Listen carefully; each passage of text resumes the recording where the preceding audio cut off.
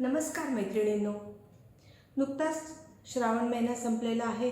गौरी गणपतीची पाठवणी करून झालेली आहे आणि या सर्व सणांची धामधूम करून तुम्ही थोडे दमले असाल ना.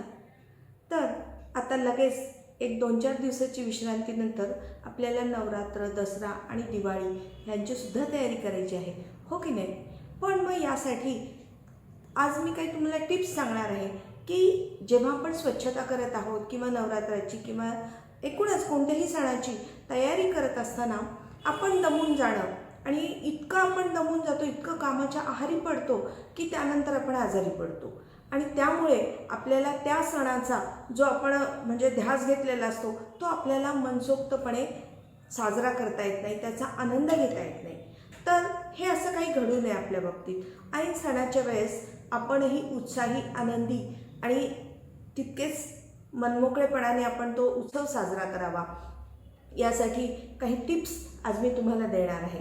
चला, आता कोणी म्हणेल की मग अशा वेळी काय करायचं, सण उत्सव साजरे करायचेच नाहीत का? तर असं मुळीच नाही आहे. आपण भारतीय मुळातच उत्सवप्रिय आहोत. सण उत्सव आपण खूप उत्साहाने साजरे करत असतो.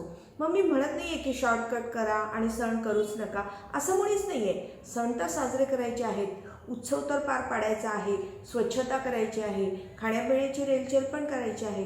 पण या सर्वामध्ये आपण सुद्धा तितकंच सहभागी आनंदाने झालं पाहिजे. यासाठी काय करता येईल, तर हेच आज मी तुम्हाला सांगणार आहे.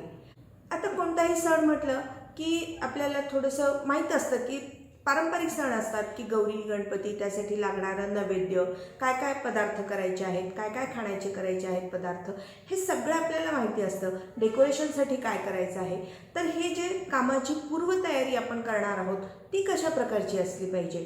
तर आपण सगळ्यात आधी या कामांची लिस्ट बनवायची आहे की कोणतं सामान आहे, डेकोरेशनसाठी काय लागतं, घरातलं आपण पूर्वीचं वापरणार आहोत की नवीन काही यावर्षी आणणार आहोत, हे सगळं आधीच एक 15-20 दिवस, महिनाभर आधीच आपण हे सगळं पाहून ठेवायचं आहे. त्यानंतर लागणारं जे सामान आहे, जे बाजारातून आणायचं आहे, तर ते सुद्धा आपण आधीच आणून ठेवायचं आहे. त्याची पूर्वतयारी करायची आहे. अगदी डाळ, तांदूळ, बारीक सारीक जिरे पूड करून ठेवणं, शेंगदाण्याची पूड करून ठेवणं, खोबऱ्याचं किस करून ठेवणं, ह्या सगळ्या गोष्टींची पूर्वतयारी आपण आधीच केली तर ऐनवेळेस आपली धावपळ बऱ्यापैकी कमी होऊ शकते. आणि त्यानंतर आपल्याला माहीत असतं की त्या सणाला आपण किती जण जेवणारे आहोत. आता कधी कधी एकत्र कुटुंब असतात. गौरी गणपतीच्या वेळेस 15-20 लोकांचा स्वयंपाक करायचा असतो. मग अशा वेळेस एक अत्यंत महत्त्वाची टीप आहे जी तुम्ही नोंद करून ठेवा की आपण किती माणसांचा स्वयंपाक करणार आहोत याचा अंदाज आपल्याला असतो, माहीत असतं किती लोक आहेत घरातले आणि 1-2-4 कमी जास्त आपण धरत असतो.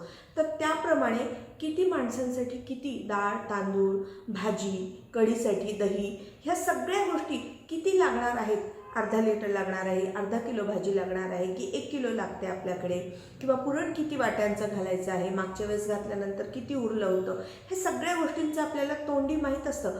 पण मी म्हणते की ह्या लिस्ट बनवून ठेवा आणि मोबाईलवरती सेव्ह करून टाका. इतकी सोपी गोष्ट आहे. म्हणजे पुढच्या वर्षी तुमचं काम बघा निम्म्याने कमी झालेलं असेल. म्हणजे या गोष्टीमध्ये तुम्हाला खास डोकं घालावंच लागणार नाही. माहीत आहे कन्फर्म की आपल्याकडे 10 माणसाच्या जेवणाची लिस्ट आपल्याला तयार आहे की किती भाजी लागणार, किती कणिक लागणार, किती डाळ तांदूळ लागणार. हे सगळं माहीत असलं की किती सोपं जाईल, हो की नाही. तर अशा प्रकारची ही पूर्वतयारी करायची आहे. आता दुसरी गोष्ट आहे की कामाची विभागणी. आता बऱ्याच स्त्रियांना काय असतं ना की मला कसं खूप जास्त काम आहे हे सांगण्यात आणि करण्यातसुद्धा खूप जास्त उत्साह वाटत असतो. तर हे अत्यंत चुकीचं आहे. यामुळे काय होतं की एकटीलाच कामाचा ताण वाढतो. घरातले आपणच करायचं आहे, बाहेरचे आपणच करायचं, स्वच्छता पण आपणच करायची, स्वयंपाकात पण, म्हणजे कोणती गोष्ट आपण करायची आहे आणि काय आउटसोर्स आपण त्यासाठी नेमायचे आहेत हे आपण आधी ठरवलं पाहिजे. कामांची विभागणी केली पाहिजे. आता आपल्या घरातील मेंबर कोण कोण करू शकणारे आहेत त्यांना हाताशी घ्यायचं आहे. काही 4 पैसे अधिक देऊन मोलकर्णीला जर काही हाताशी घेऊन आपण काही स्वच्छता वगैरे करू शकलो तीसुद्धा करायला काही हरकत नाही. किंवा आजकाल तर ऑनलाईन ते स्वच्छता वगैरे करून देणारे संस्था आहेत, त्यांच्याशी कॉन्टॅक्ट करून आपण घराची स्वच्छतासुद्धा आपण करून घेऊ शकतो. यामुळे आपला कामाचा बोजा बऱ्यापैकी कमी होतो. मग त्यानंतर कधी कधी काय होतं ना की सणावारामध्ये आपल्या घरातील मेंबर्सला, मुलामुलींना सुद्धा खूप काही करायचं असतं, पण आपण त्याच्यात काढतो की त्यांना ते नकोसं होऊन जातं, नको बाबा आई फार किरकिर करते, तिला हे असं काही पटतच नाही, म्हणून ते मुलं मुली आपल्यापासून दूर जातात. तर ही गोष्ट आपण थोडंसं मनावरती एक बंधन घातलं पाहिजे की आपल्याला जर त्यांचं सहकार्य पाहिजे तर आपण त्यांच्याकडून काम करून घेण्याची टॅक्ट आपल्याला आली पाहिजे. आपला अहंकार थोडासा बाजूला ठेवा मैत्रिणींनो. सगळं काही मीच करणार, सगळं काही मीच करू शकते असा तुमचा जो अहंकार आहे त्यामधून मग काय होतं तर ऐन सणांच्या दिवसामध्ये डोकेदुखी, कंबरदुखी, टाचदुखी वाढते, ॲसिडिटी होते, पित्त खवळतं आणि ह्या सगळ्याचा परिणाम म्हणून तुमचे पुढचे सुद्धा म्हणजे सण तर सण आजारपणात जातोच, पुढचे 8-15 दिवससुद्धा यातून तुमचं डोकं वर निघत नाही. आणि म्हणून ह्या गोष्टींकडे आपण प्रामुख्याने लक्ष दिलं पाहिजे की ज्यांची कोणाची आपण मदत घेऊ शकतो, जे काय आपण काम वाटून देऊ शकतो ते आपण दिलं पाहिजे. आपण काही गोड बोलून आपलं छानसं गोड हसणं यामधून आपण काम करून घेणं हे सुद्धा एक स्किल आहे आणि ते आपण आपल्या या संसाराच्या रामरगाड्यामध्ये शिकलं पाहिजे आणि वापरलं सुद्धा पाहिजे.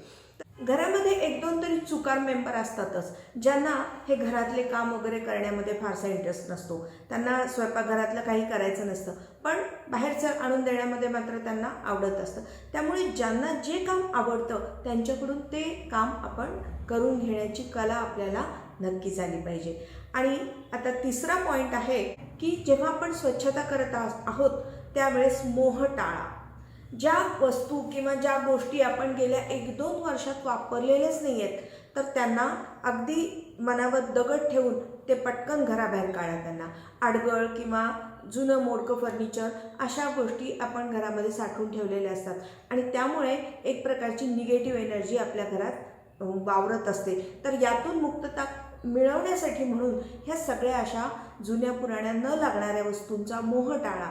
उगीच कधीतरी म्हणजे आपण काय केलेलं असतं की कधीतरी सासूबाईंचा डब्बा आहे किंवा आईने दिलेलं मला काहीतरी जुनं कपाट आहे म्हणून त्याच्यामध्ये अहो जिथे जागते माणसं जिथे टिकत नाही तिथे या वस्तूंबद्दल काय करायचे, त्यांची स्मृती आपण आपल्या मनामध्ये ठेवणं, आपल्या वागण्यामधून त्यांचं परावर्तित करणं ह्याला जास्त महत्त्व आहे ना. उगीच वस्तूंमध्ये काय जीव गुंतवायचा आहे, ज्या निर्जीव वस्तू आहेत, जिथे जागती व्यक्ती आपण वाचवू शकत नाही तर अशा निर्जीव वस्तूंमध्ये का जीव गुंतवता. आणि त्यामुळे त्यांना आपण ताबडतोब दूर केलं पाहिजे, त्यापासून मुक्तता मिळवा. घर जितकं स्वच्छ आणि मोकळं असेल, फर्निचर जितकं कमी असेल तितकी आपल्या घरामध्ये मोकळी हवा खेळती राहील, स्वच्छ सूर्यप्रकाश येतो आणि त्यामुळे आपल्या घरातील आणि आपल्या घरातल्या सर्व लोकांचे सुद्धा आरोग्य चांगलं राहू शकतं. आपण काय करतो ना, दरवर्षी वरचं फर्निचर काढायचं, जे काही माळ्यावर ठेवलेल्या वस्तू आहेत जुन्या पुराण्या गाठोडे न लागणाऱ्या वस्तू असतात, कितीतरी वर्षात आपण त्यांना वापरलेलं नसतं, त्यांच्याकडे पाहिलेलं पण नसतं आणि अशा वस्तूसुद्धा आपण वरून काढायच्या, झाडून पुसून काढायच्या, स्वच्छ करायचं आणि पुन्हा कोंबून ठेवायचं. म्हणजे ते माळे कधी आपण रिकामे करतच नाहीत. कितीतरी वस्तू असतात अशा की ज्यांची आपल्याला अगदी कमी गरज असते. मग अशा वस्तूंचा मोह टाळा. आता एक शेवटचा आणि अत्यंत महत्त्वाचा मुद्दा आहे की या सणावारांच्या दिवसामध्ये आपण आपल्या आरोग्याची अगदी हेळसांड करून घेतो. आपलं रुटीन पूर्ण बिघडून जातं. जे काय आपलं रोजचा व्यायाम, योगा, फिरणं, गोळ्या, औषध, BP शुगर असेल तर त्याच्या गोळ्या व्यवस्थित घेणं वेळच्या वेळेवर, ह्या सगळ्यांकडे आपण दुर्लक्ष करतो. इतक्या कामाच्या आहारी पडतो आणि म्हणजे घरात 2-3 स्त्रिया जमल्या, बहिणी किंवा जावा नंदा भावजा जमल्या की एकमेकींना आग्रह करून खाऊ घालणं यातच आपल्याला खूप कौतुक वाटत असतं. मग त्या बाईला किती शुगर आहे हे सुद्धा आपण पाहत नाही. आणि जेव्हा हे सणवार संपतात, नवरात्र, दसरा, दिवाळी होते आणि त्यानंतर बघितलं की वजनाचा काटा 3 किलोने वाढलेला दाखवतो आणि शुगर पार 300च्या घरात गेलेली असते. मग याला काय अर्थ आहे ना. अशा प्रकारच्या सणामुळे कोणाचं भलं होणार आहे. त्यामुळे सण साजरे करा पण डोळसपणे करा. त्यामुळे जे काय आपण गोड पदार्थ करत आहोत ते मिनिमम करायचे आहेत. अगदी खूप भरमसाठ किती पण, मला तर ह्या दिवाळीचं खरं कमालच वाटते. एकाच त्या 4 दिवसांमध्ये आपण कमीत कमी 15-20 प्रकारचे पदार्थ आपण करत असतो आणि त्यानंतर वरून पुन्हा मिठाईचे बॉक्स येतात गिफ्ट म्हणून, ते तर वेगळेच. म्हणजे दिवाळी सुरू झाल्यापासून ते 10-15 दिवसामध्ये आपण किती प्रमाणाबाहेर गोड खातो, किती तळलेलं, किती अनहेल्दी खातो याचा थोडासा विचार केला पाहिजे. त्यामुळे जास्तीत जास्त हेल्दी प्रकार कसे करता येतील आणि जे काय करत आहोत ते लिमिटेड करा. खूप भरमसाठ करायचं, एकमेकांना खाऊ घालायचं, पुरतं की नाही म्हणून आणि आपणही खायचं संपेना म्हणून, याला काही अर्थ नाही आहे. तर ही गोष्ट प्रामुख्याने पाळली पाहिजे. आणि एक अत्यंत महत्त्वाचा मुद्दा आज मी तुम्हाला सांगणार आहे की कोणतेही आता हे गौरी गणपती असेल किंवा नवरात्र असेल, या सणांमध्ये स्त्रियांची एक प्रचंड घालमेल चालू असते की अगं बाई पाळी आली तर मग काय करू, ऐनवेळेस तर माझी पाळीचे दिवस आहेत आणि म्हणून मग गोळ्या घेणं, मग ती पाळी पुढे ढकलण्यासाठी किंवा पाळी न येण्यासाठी विविध प्रकारचे ते जास्तीत जास्त गोळ्या घेतल्या जातात. 8-8, 10-10 दिवस गोळ्या घेतात आणि त्यातून त्यांना खूप मोठ्या आरोग्याविषयीच्या तक्रारींना सामोरे जावं लागतं आणि हे अत्यंत अनहेल्दी आहे. त्यातून कॅन्सरसुद्धा उद्भवू शकतो असं डॉक्टरांनी सुद्धा सांगितलेलं आहे. त्यामुळे अशा प्रकारच्या गोळ्यांना आपण जितकं टाळता येईल, मी तर म्हणते की घेऊच नाहीत. काय फरक पडतो ना, तेवढ्या त्या 2-3 दिवसामध्ये जर तुमची म्हणजे शक्यतो तर आपण मेंटली प्रिपेअर असू. मला असं वाटतं की आपण जर मनाने ठरवलं की काही होणार नाही आहे, माझ्या हातून हे देवाला करून घ्यायचं आहे आणि मी ते आनंदाने पार पाडणार आहे, तर ती गोष्ट आपण तितक्याच सहजतेने पार पाडून पण जाऊ शकतो. काहीही पाळीच्या आपल्याला आडकाठी येत नाही शक्यतो, असा माझा तरी अनुभव होता.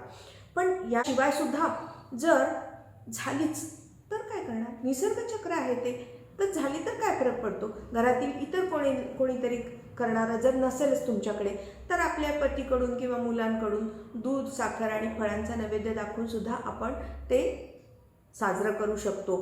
त्यामुळे इतका त्याचा बाऊ करायचा नाही आहे की म्हणजे मी पाहिलं आहे की बायकांना इतकं प्रेशर असतं या गोष्टीचं की मी आता काय करू, मला पिरियड्स आहेत आणि मला ते नको आहे आणि मला ते सगळं साजरं करायचं आहे, त्यामुळे मग मी 8-8 दिवस मी गोळ्या घेऊन पुढे ढकले. हे अत्यंत अनहेल्दी आहे. अशा प्रकारचं वागू नका तुम्ही. तुमच्या आयुष्यामध्ये तुमच्या आरोग्याची हेळसांड करून घेऊ नका. कारण अशा प्रकारे जर तुम्ही हे आजारी पडलात तर पुत्रसुद्धा तुम्हाला हाल विचारणार नाही.